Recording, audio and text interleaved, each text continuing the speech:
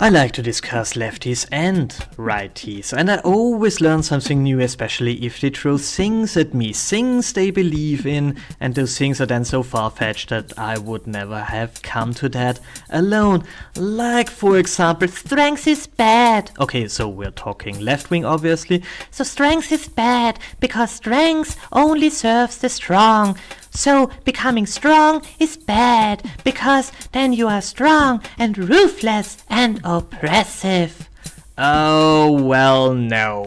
First, what is strength? Well, it depends on the situation. It can be muscle power, it can be how many people you have control over, minus how many have control over you.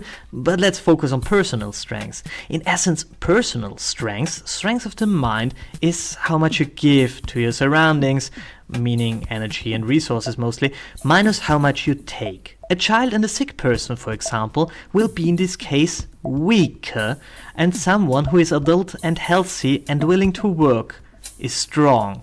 But the sick can become healthy again, regaining his strength and his usefulness, and the child will grow up eventually and may become strong. Someone who is old will become weaker and weaker and weaker, and therefore less useful, but he might have given in the past a lot. So a strong person gave over the time of his life more than he took. He added to the world, not for free. If someone made a hammer and sold it, he added still a hammer to the world. So I'm not talking anarcho-communism here or something like that. If someone raised a child and made these people strong, she added to the world. If someone is good in talking people out of depressions and made them strong again, this person added to the world.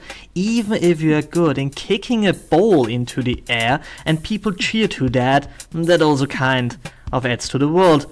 But a beggar does not add to the world. A burglar does not add to the world. And I'm pretty sure that the investment banker also does not add something good to the world. They all make money, no question about that, often more than the useful man, but I don't think that they really add something useful to the world, that they are useful and strong. But still, also that kind of strength is bad for some people, and which kind of baffles me. I mean, you see, even if we go back into this control thingy, let's say if you have a roughly equally weak group and a roughly equally strong group and nothing else. These groups exist now for the sake of the argument for itself. There is no oppression. I mean, yeah, of course, the strongest within this group will likely have more to say than the weakest, of course. And if you put these groups together, the group that is stronger in a particular field will dominate in this field. Let's say one of these groups is physically strong and the other is clever. The strongman would kick butt if it comes to a fist fight, but in personal life, it's very likely that the clever bunch will dominate them. So, isn't it better for the eggheads to start weightlifting and for the strong bunch to start to read? I mean, to fill the gap, isn't that reducing oppression? Yes. Yeah, of course it is. And here we are again with the two sides of socialism. With the one side, with the Octobrists, who want all equally weak. And the other side, the Decembrists, who want all to become equally strong. The first one is easy, the other is not. And this goal, all to become as powerful, as strong as possible, is achieved in a competitive environment faster than in a safe space.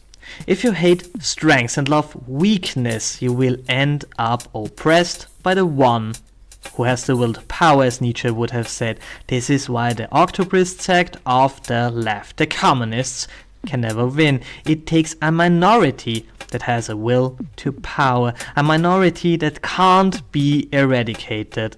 This minority that has the will to take power will persuade others to do the same. The weak will always be the majority, no question about that, which is kind of a fatal flaw of democracy, sadly, but they will always end up oppressed because they value weakness over strength. They value their status as slaves over becoming masters, which always has to end in servitude to those who disagree, to this utterly nonsense.